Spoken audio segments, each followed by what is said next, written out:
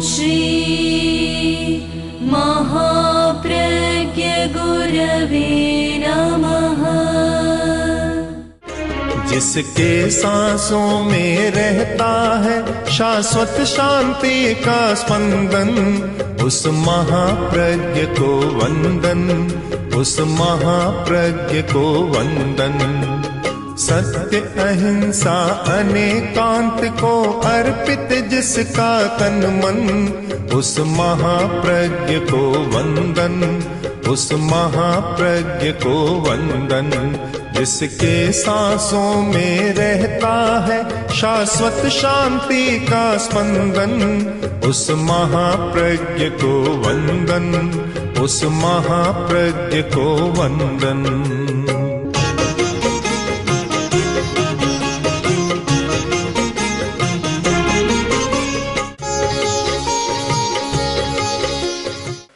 मनुष्य के दो रूप हैं, एक अन्नमय पुरुष कहा जाता है, 7 धातु का पुतला, 7 धातु से बना हुआ मनुष्य, और दूसरा पक्ष है कि 5 तत्वों से बना हुआ पुरुष। यह सारा भौतिक स्वरूप, पौद्गलिक स्वरूप है शरीर का। मनुष्य का एक और पक्ष है, वह है चैतन्य पुरुष, चैत्य पुरुष।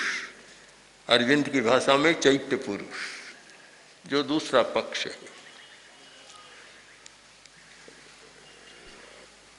हम 7 धातुओं को खोजें, 5 तत्वों को खोजें, वहाँ जो नहीं मिलता वह चैत्य में मिलता है।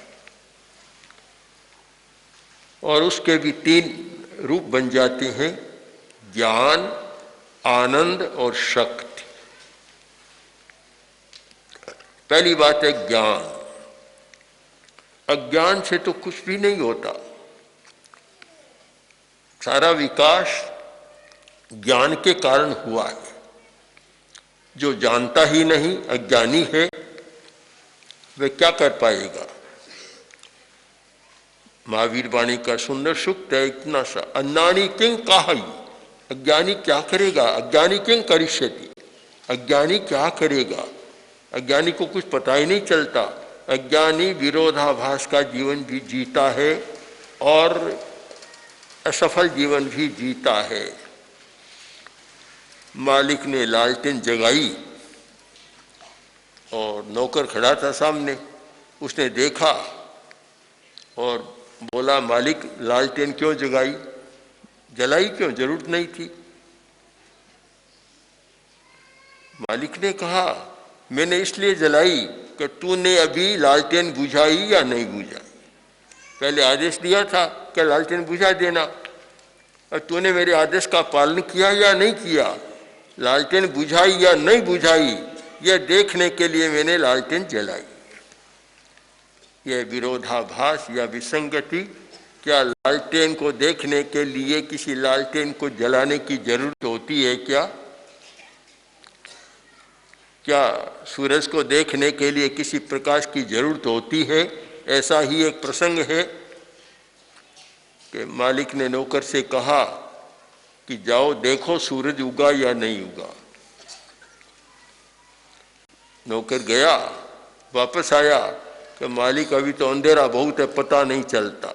तो मालिक बोला कि मेरे घर में कमी है क्या, दिया ले जाओ और देख लो सूरज उगा या नहीं उगा।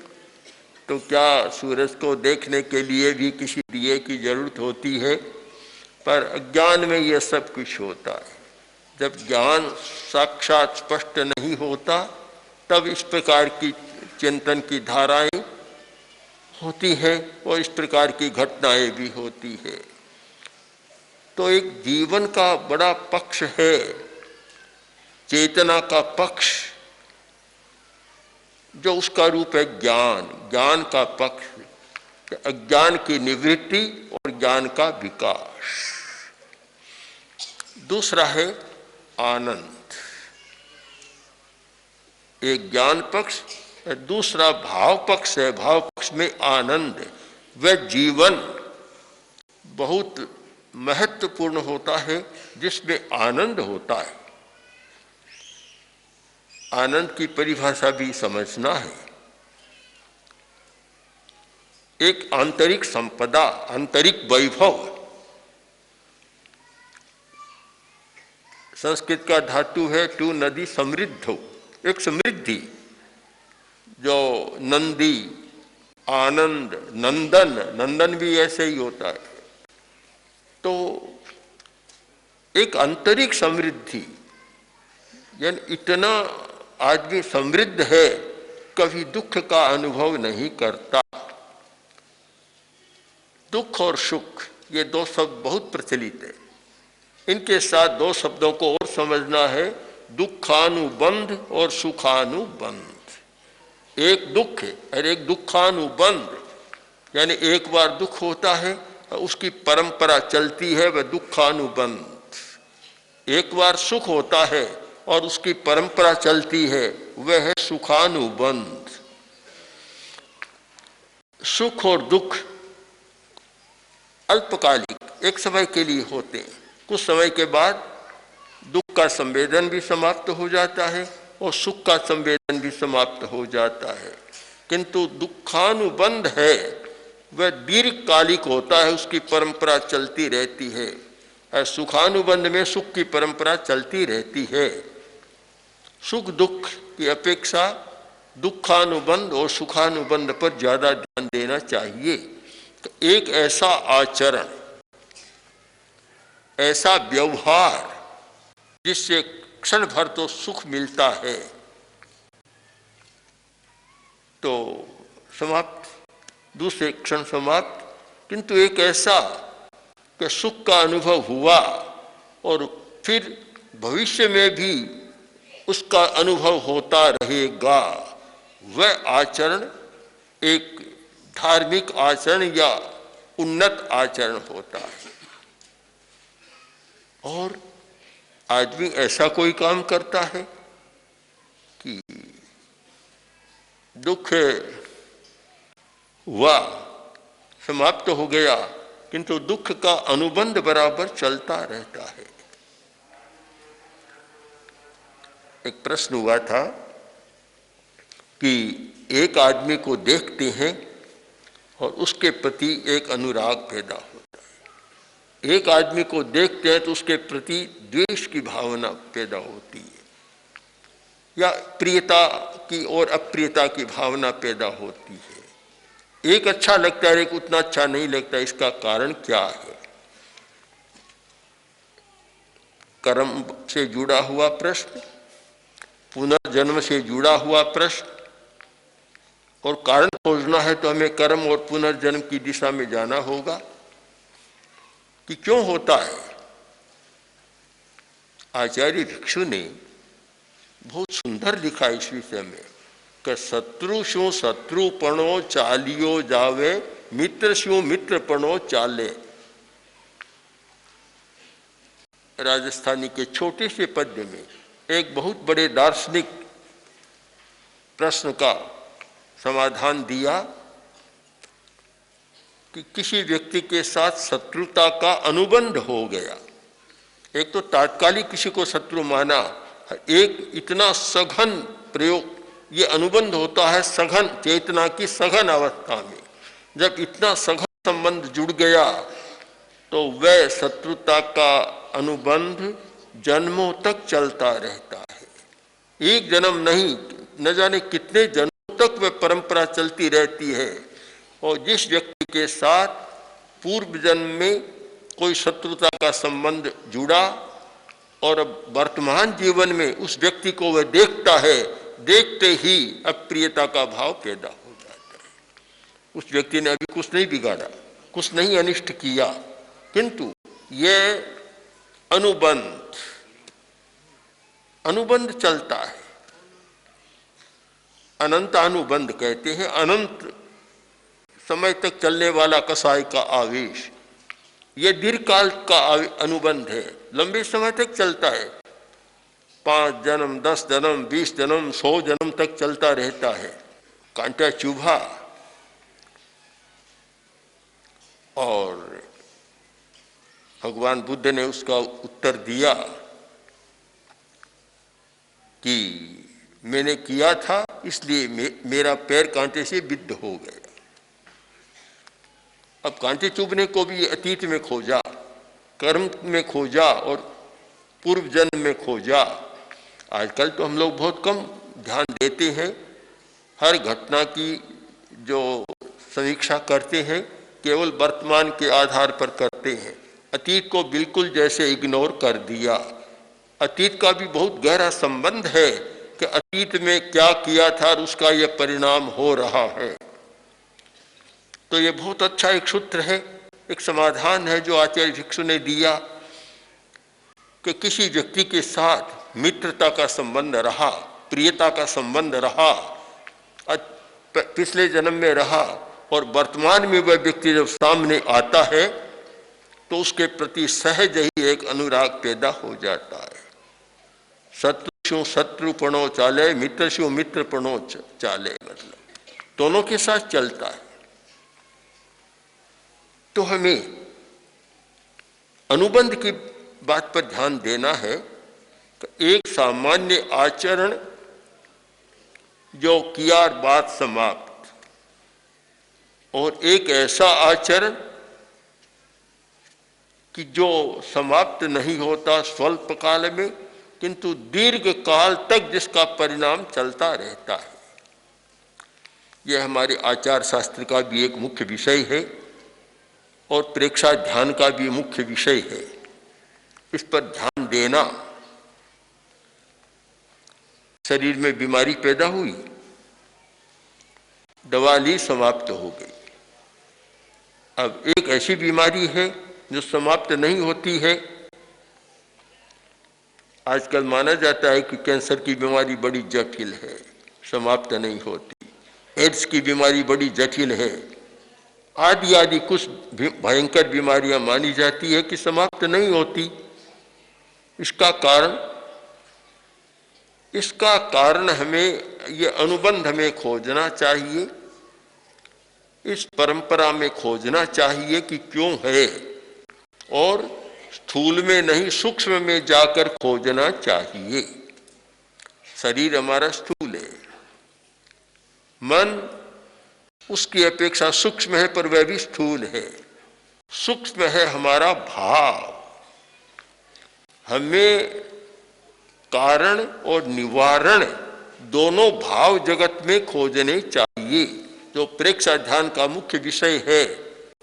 व्याधि आदि उपाधि, उपाधि तक पहुंचो, केवल व्याधि में मत अटको, केवल शरीर की बीमारी हो गई उसमें मत अटको, केवल मन की बीमारी में मत अटको, उपाधि तक यानी भाव की बीमारी तक पहुंचो।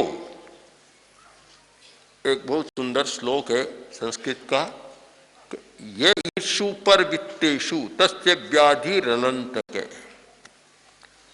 जिस व्यक्ति के मन में एक दूसरे के धन के प्रति लालसा होती है, या जो व्यक्ति अहंकार से बहुत पीड़ित होता है, हमेशा सत्कार सम्मान चाहता है, तस्य व्याधि अनंतक है, उसकी व्याधि है अनंत हो जाती है, उसका अंत पाना बड़ा कठिन होता है। हम खोज सकते हैं कि ये जो बड़ी बीमारियां हैं, जिनको आजकल साइकोसोमेटिक बीमारियां कहा जाता है, ये सारी ये शरीर की बीमारियां नहीं है, ये भाव जगत की बीमारियां हैं, भाव से होने वाली बीमारियां हैं, और इनका अंत पाना बड़ा मुश्किल होता है। व्याधि जो अनंत हो जाती है, जिसका अंत पाना मुश्किल है, उसका मूल उद्गम स्थल शायद शरीर भी नहीं है, मन भी नहीं है। और ये बात मेडिकल साइंस में बहुत स्पष्ट हो गई। इसलिए एक नया शब्द गढ़ा गया कि ये सोमेटिक नहीं है, साइकोसोमेटिक है। ये शरीर की बीमारी नहीं, ये मनोकायिक बीमारी है। और आज शायद बड़ी बड़ी बीमारियां ये मनोकायिक बीमारियां हैं। तो जब मनोकायिक बीमारियों का दौर चल रहा है, उस स्थिति में प्रेक्षा ध्यान की बड़ी उपयोगिता हो जाती है। उसे समझना होता है कि इस बीमारी का उद्गम क्या है। जब तक ठीक निदान नहीं, डायग्नोसिस नहीं होता, डॉक्टर दवा नहीं देता। आजकल तो ये बड़ी बीमारी हो गई, यह एक डॉक्टर की भी बीमारी है। पुराने वैद्य तो जब नाड़ी देखते और दवा लिख देते। आज का तो कोई डॉक्टर नाड़ी के आधार पर दवा नहीं लिखता। पहले टेस्ट, बस टेस्ट करो, और टेस्ट भी इतना जटिल हो गया कि टेस्ट का भी टेस्ट होने लग गया। एक बार आचार्य श्री तुलसी दिल्ली में विराज रहे थे। एक व्यक्ति आया, बड़ा रौबदार व्यक्ति था और सेना का बड़ा अधिकारी था और लग रहा था सैनिक आदमी। बैठा, बोला कि आचार्य जी, मैंने आपका बहुत नाम सुना है, आज साक्षात दर्शन कर रहा हूँ, मेरी एक समस्या आप समाधान दें। आचार्य ने कहा, क्या है समस्या? तो बोला कि मैं कुछ अस्वस्थ हूँ,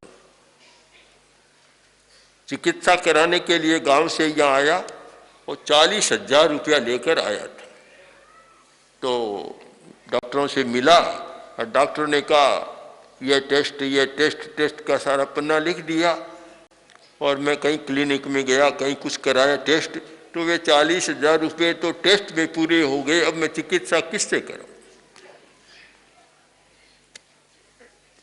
जटिल हो रहा है ये टेस्ट का काम, पर मैं मानता हूं कि ये जरूरी भी होता है।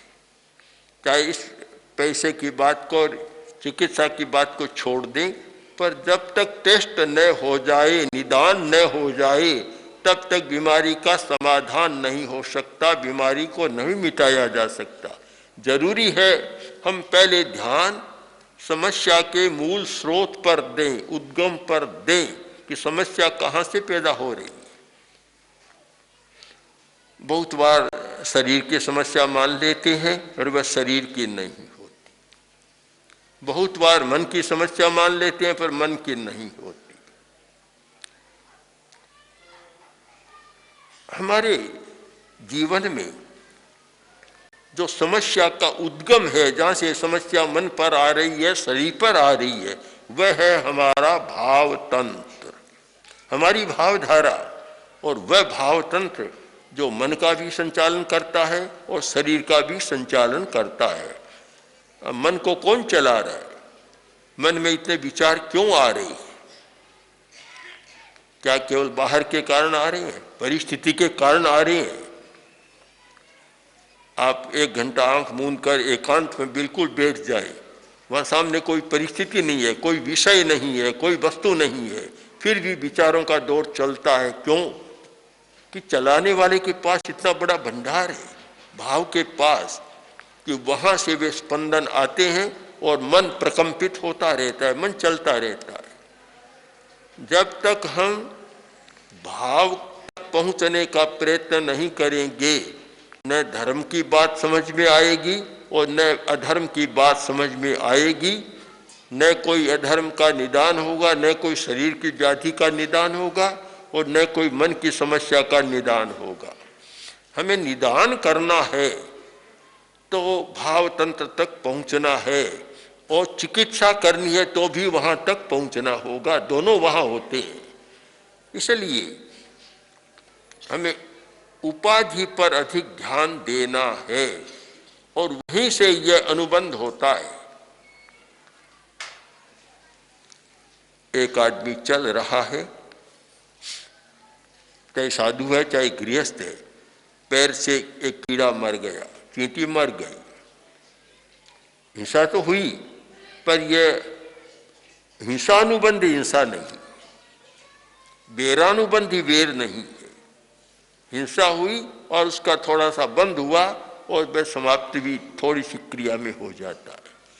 और एक जो क्लिष्ट परिणामों से होता है, क्लिष्ट भावों से होता है, संक्लेश, क्लेश, महर्षि पतंजलि जिसे क्लेश कहा गया, क्लेश जैन परिभाषा में संक्लिष्ट परिणाम, संक्लिष्ट भाव, बात एक ही है। जो क्लेशपूर्ण भाव धारा और परिणाम से जो होता है वह अनंतानुबंधी यानी दीर्घकालानुबंधी होता है। तो इसलिए मूल बात वहीं पर आती है कि हमें भाव पर अधिक जागरूक रहना है। सुखानुबंध और दुखानुबंध इसको समझना है, और उससे परे जो है आनंद, आनंद यह सुखानुबंध दुखानुबंध दोनों से परे की बात है। आनंद जिसमें संवेदन नहीं होता, अनुभूति होती, अनुभव होता है, और वह पदार्थ निरपेक्ष होता है। सुख तो पदार्थ सापेक्ष है, आनंद पदार्थ निरपेक्ष होता है, और वह आंतरिक रसायनों के कारण या आंतरिक परिणतियों के कारण होने वाला है। उसमें किसी पदार्थ की जरूरत नहीं रहती। एक व्यक्ति ध्यान में बैठा है और इतने आनंद का अनुभव कर रहा है, कुछ मिल नहीं रहा है, पर हो रहा है। क्यों? कि वह भीतर से आ रहा है, वह हमारे स्वभाव से आ रहा है। स्वभाव, आनंद हमारा स्वभाव है। हम समृद्ध हैं, हम कोई गरीब नहीं है, वैभवशाली है, कोई भिखारी नहीं है। हमारे भीतर आनंद का स्रोत है, बहुत आनंद है, पर जब तक वह स्रोत पकड़ में नहीं आता तब तक आदमी कभी सुख और कभी दुख के चक्कर में चक्कर लगाता रहता है।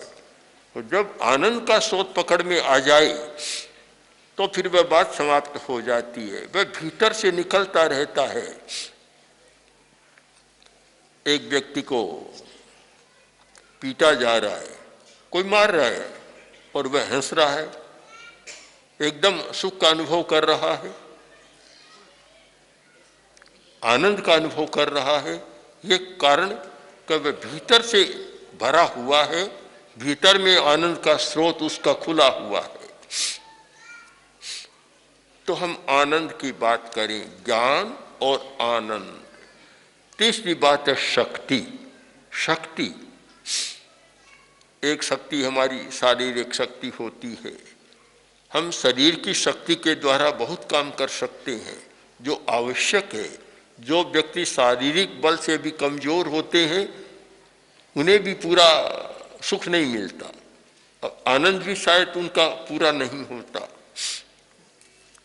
एक मन की शक्ति है, जहाँ शरीर की शक्ति काम नहीं देती वहाँ मन की शक्ति काम देती है। मनोबल होता है तो शरीर से दुर्बल आदमी भी बहुत काम कर सकता है। मनोबल नहीं है तो एक हृष्ट पुष्ट आदमी भी कोई बड़ा काम नहीं कर सकता। तो हमारी मन की शक्ति, और सबसे बड़ी है भाव की शक्ति। हमारा भावात्मक वीर्य, जो आंतरिक वीर्य है, उसका विकास, वह बहुत शक्ति है। जहाँ मन को भी बल मिलता है उससे, और शरीर को भी बल मिलता है।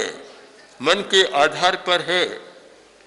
एक मन में ऐसी बात बैठ गई, भाव तक पहुंच गई, समस्या का समाधान नहीं होता। स्थूल से सूक्ष्म की ओर प्रस्थान का यह समय है। हम स्थूल तक न अटके, हमें स्थूल से सूक्ष्म की ओर जाना है। विज्ञान का लक्ष्य है स्थूल से सूक्ष्म की ओर, और अध्यात्म का भी लक्ष्य है स्थूल से सूक्ष्म की ओर।